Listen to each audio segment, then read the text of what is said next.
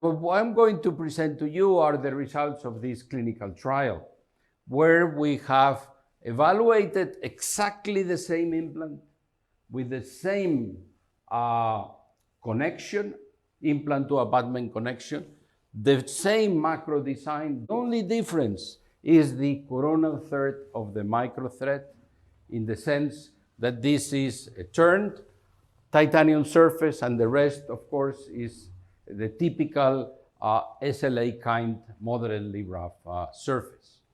And of course, we have just finished the 1-year data, and we are going to follow these patients.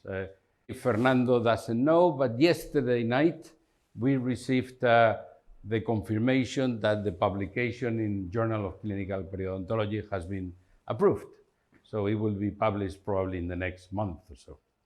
The important fact is that basically this type of implant, irrespective of the surface, did not lose any bone. And then we wonder why. Because normally there is some kind of remodeling of the bone during the first year. Probably we wonder whether it is the switching platform connection, whether it is the conical fit, whether it is the gap zero.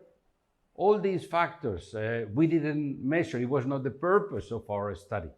But the outcome of the study was an excellent outcome for both types of implant.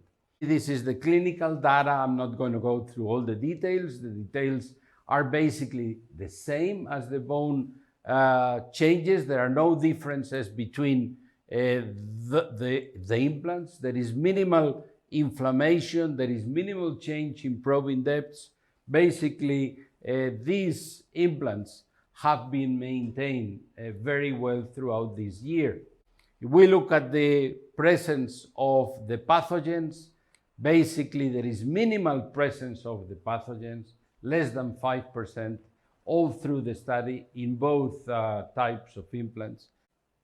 The results from this clinical trial show an excellent behavior of both types of implants. So with these kind of results, if you ask me, which implant would you choose for this high-risk population? And without any doubt, I would choose the hybrid, because I was fearing that the hybrid was going to have more resorption during the first year. Why? Because I don't have the rough surface up to the top. And since I don't have the rough surface up to the top, I may have some remodeling of this crestal portion. But that did not happen.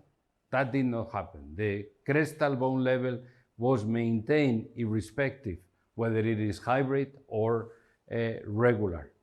And in that sense, I think being hybrid, you will have more allowance for some minor resorption on this high-risk population. Would I choose a hybrid implant in a regular patient that lost teeth because of caries or because of trauma? Not any periodontal risk whatsoever. Then probably I may choose the regular implant, because then probably it doesn't really matter.